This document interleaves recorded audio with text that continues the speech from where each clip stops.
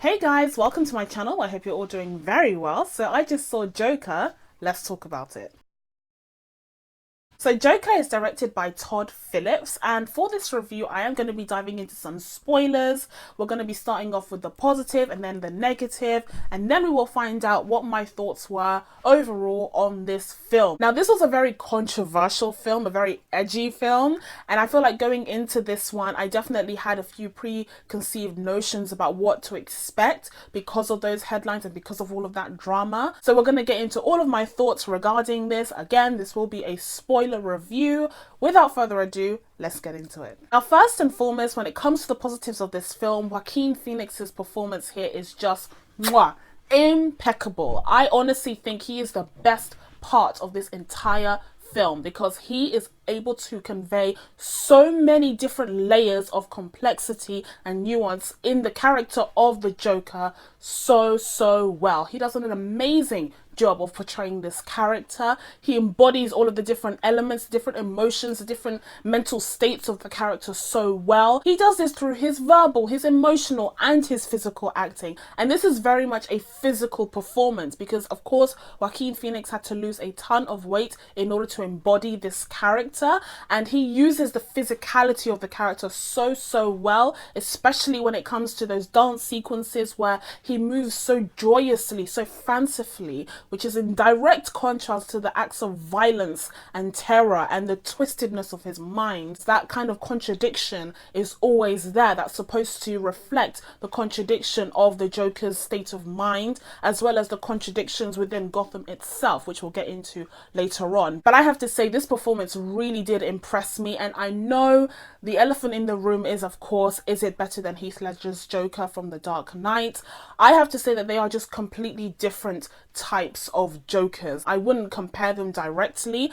I've personally preferred Joker to The Dark Knight because I've never actually been a huge fan of The Dark Knight. We'll get into that maybe in another video. But I will say that it's difficult to compare the two because in one film, the Joker is the star of the show. It's all about psychoanalyzing this character, whereas in another, he is just a villain. He's a great villain, but he's just a villain. So again, it's difficult to compare the two, but Joaquin Phoenix most definitely shines in this role and he elevates the material. He elevates this film as a result. I also want to give some props to Todd Phillips, who not only directs this film, but also wrote it. He just did such a good job of showing how a character with a mental illness would eventually just be broken down until he just became a shell of his former self, which already was on shaky ground after problem after problem after problem.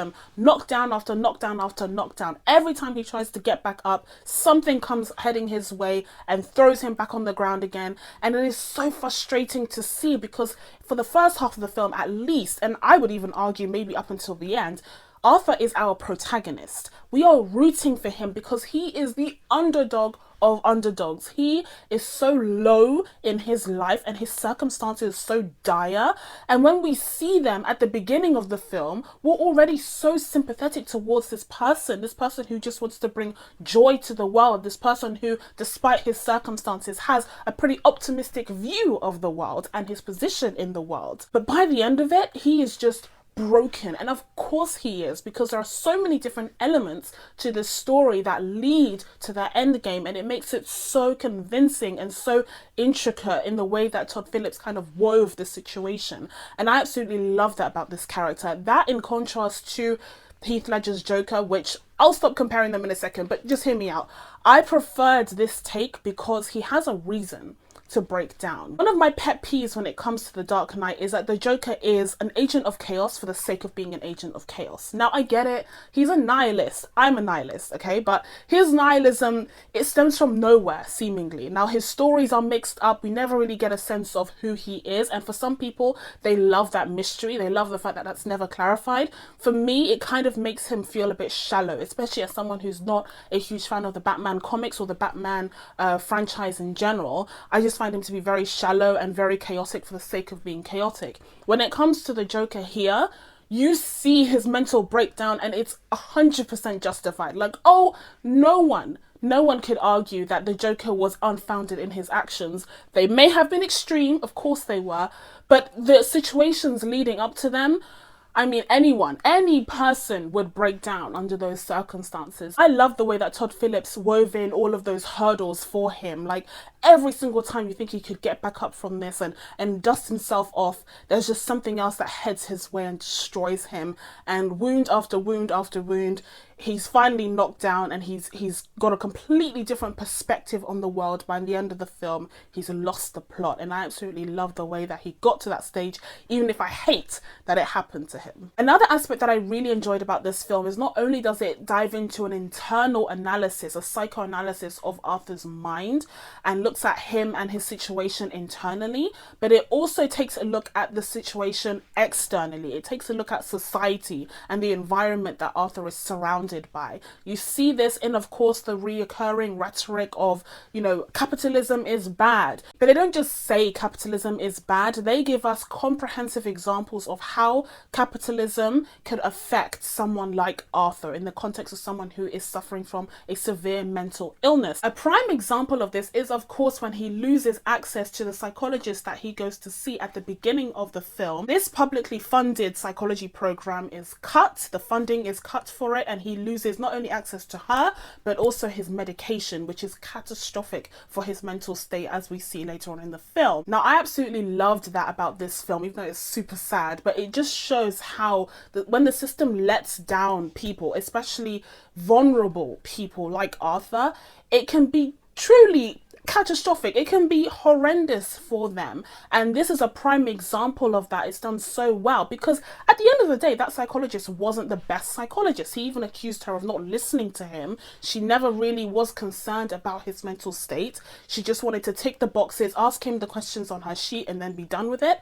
But even that had provided him with some sort of support and, of course, access to his medication. When he loses that, all hell breaks loose, and there's nothing stopping the mental illness inside of him from taking over his entire life in the worst way. And then, of course, you have the general theme of the socio-economic climate of Gotham just sinking like the Titanic in the background of the Joker's story, and I really like the way that was done as well, because it was seeded in. It started off with a little bit of unrest, and then the killings happened where the bankers died, and then all of a sudden, as a result of those murders, the people feel galvanized, they feel empowered, and they believe it's because of this movement, this anti-capitalist movement, that the Joker, or the clown that they have yet to identify, is heading. But actually, he doesn't care about that cause whatsoever. He's more concerned with how society has treated him, but they make a martyr out of him nonetheless, not really understanding his cause still, even to the very end. Another thing that I liked about this film are the relationships portrayed here. Now, when I saw the trailer, I predicted that the breaking point that Arthur would experience would be the death of his mother. That's how I thought the sequence of events would have played out. I thought that there would be event after event that's just knocking him down, making his life a misery, and then one day people take it too far, kill his mother, and he just loses the plot and kills everyone. That's what I thought would happen after seeing the first trailer.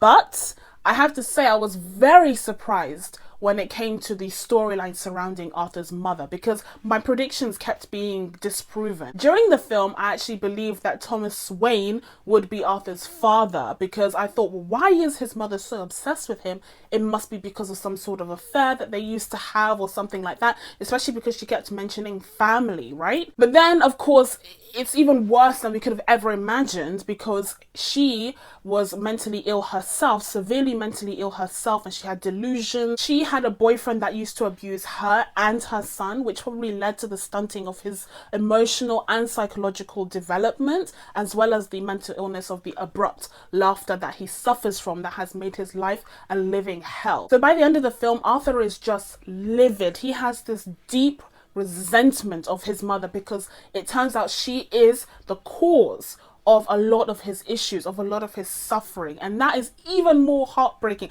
I thought it would already be sad if someone else had killed his mum, the only person that he loved on the planet, and he lost the plot. But the fact that she was the cause, or partially to blame, at least in his eyes, for the years of torment that he has suffered, I mean, props where they're due, because I didn't see that coming, and I thought it was amazing. It was a twist that really worked for me. And of course, speaking of twists, another one that I didn't see coming is of course the fact that Zazie Beetz was never really in a relationship with Arthur. It was all imagined in his mind. The entire relationship had been imagined in Arthur's mind in the same way that his mother had imagined his relationship with Thomas Wayne. Although they're not biologically related, they seem to have, similar mental issues that ail them. These delusions made him believe that Zazie Beetz' character was just as in love with him as he was in love with her, when in actuality she was a complete stranger to him and vice versa. And it was definitely down to his lack of medication, his lack of access to medication,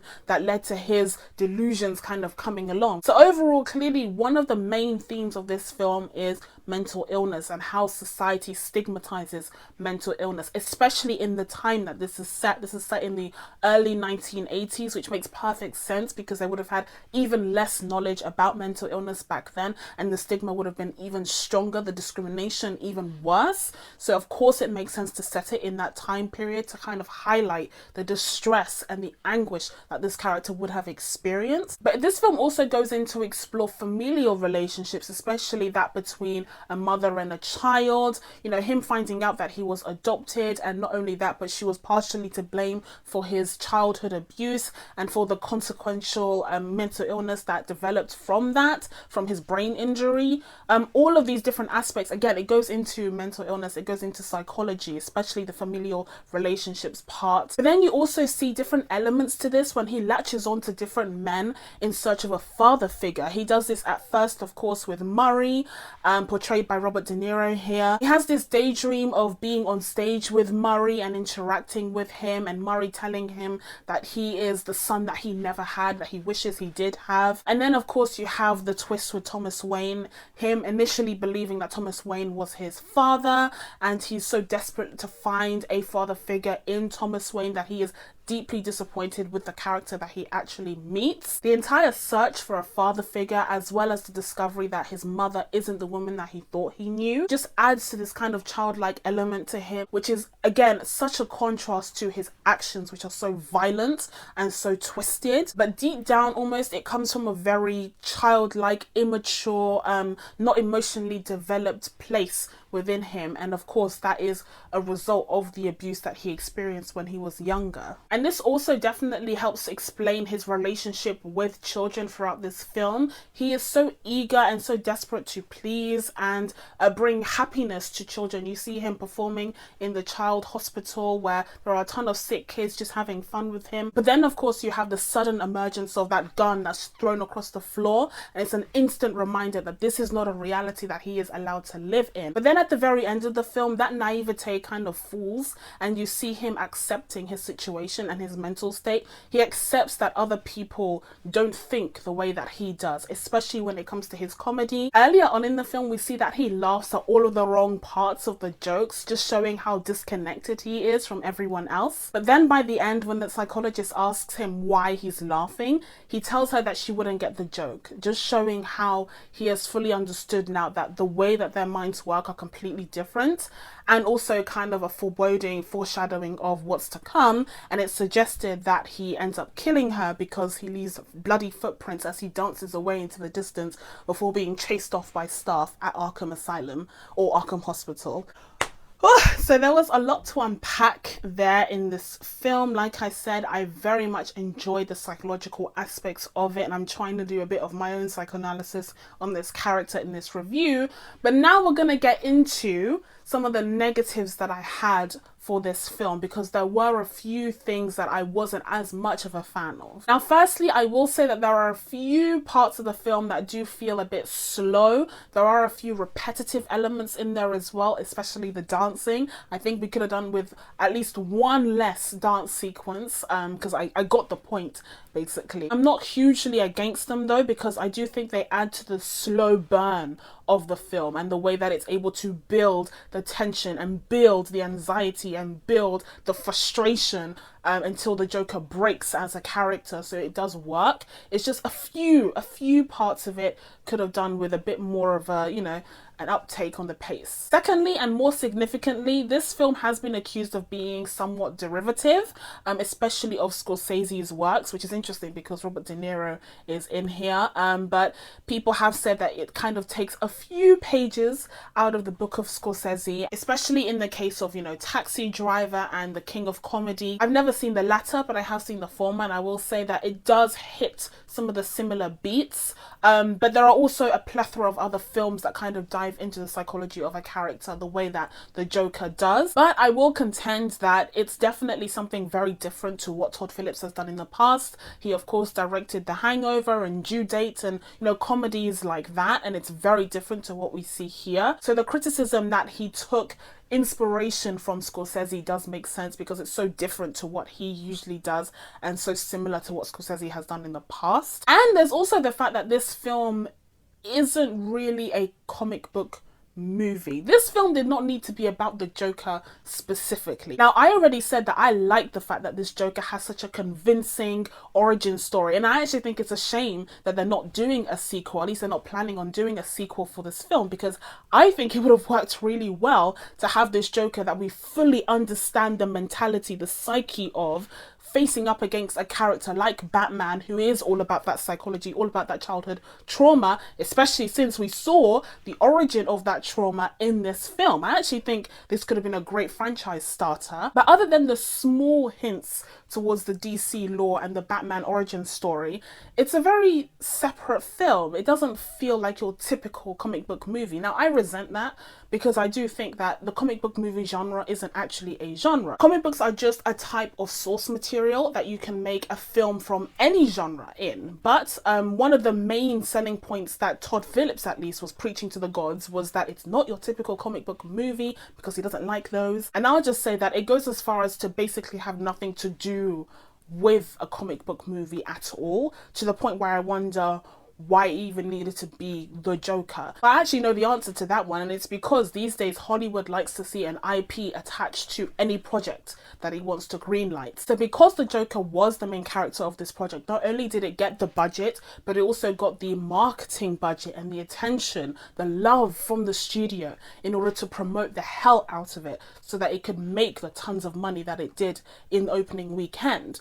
And it will continue to do throughout October, I'm guessing. So I guess you could say there's even an added meta commentary on capitalism, because the only way that a film like this would be made and would be loved by a studio the way that the Joker has been is if it is attached to an IP.